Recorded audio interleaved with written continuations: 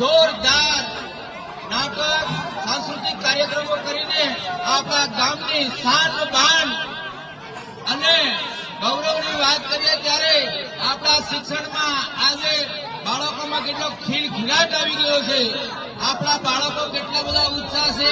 તેઓ નવા વેશ પહેરી અને આપણે અલગ અલગ સાંસ્કૃતિક પ્રોગ્રામો દ્વારા આપણે દેશ દુનિયાને કંઈક કરી બતાવવાની ભાવના સાથે તેઓએ નાટક રજૂ કર્યા છે.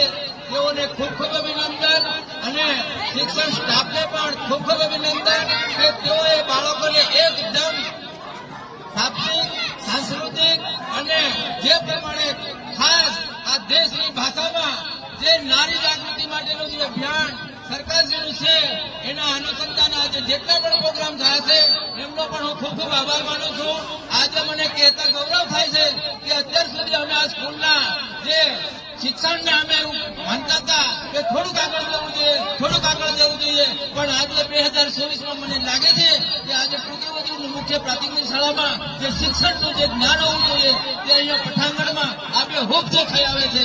તો આ શિક્ષક બહેનોને મારી ખૂબ ખૂબ અભિનંદન. સૌને મારા નમસ્કાર. ગામના તમામ ભાઈઓ બહેનો અહીંયા ઉપસ્થિત રહ્યા એ બદલ સૌનો ખૂબ ખૂબ આભાર. હવે થોડી જ વારમાં આજે આપણા ગામમાં એક બીજા કોઈ પ્રોગ્રામ આવવાના છે.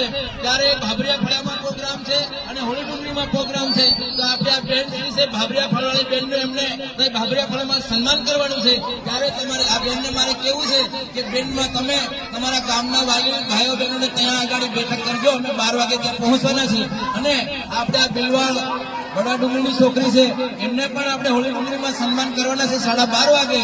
તો આવો પ્રોગ્રામમાં તમે આ બંને પ્રોગ્રામમાં ઉપસ્થિત રહેવું હોય અહીંયાથી તમને હાર્દિક આમંત્રણ આપું છું. ભાભરિયા ફળવા બહેનો એ બધા ત્રણ વાલીઓને તથા ગામના તમામ ભાઈઓ બહેનોને ત્યાં ઉપસ્થિત રાખજો. અમે ત્યાં 12 વાગે પહોંચવાના છે અને 12:30 વાગે હોળી ડુંગરીમાં પણ પહોંચવાના છે.